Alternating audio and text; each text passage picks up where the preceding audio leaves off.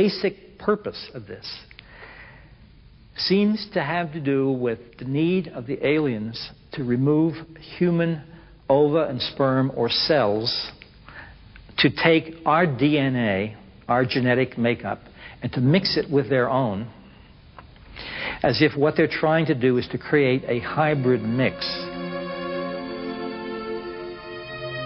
The woman might be reabducted months or even years later and shown a tiny baby, which is a strange mix of human and alien characteristics, and they are told in the UFO that this is your child.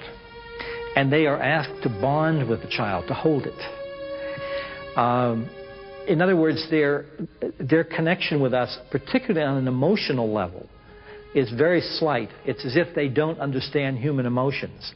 And just as they have been trying to learn about human reproduction, I think they're trying to learn about human emotion.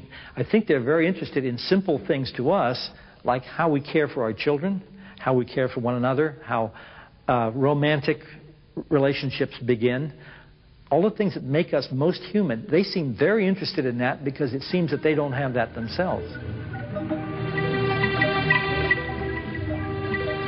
They seem to have their own needs, their own projects, their own agenda.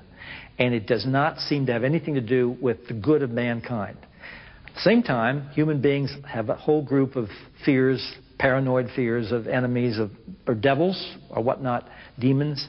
There's no sense that they have ever deliberately wanted to harm anybody or tried to harm anybody. This is what makes the whole phenomenon so finely puzzling. It doesn't fit human fears or human desires or hopes. That makes me believe that they are a completely external element in the universe, which has its own needs, its own patterns of behavior. They are doing terrible things to humans only by accident. In other words, the trauma that happens and the physical problems, I don't think are intended, but they do occur. But is this proof? Besides marks on the body, what is real?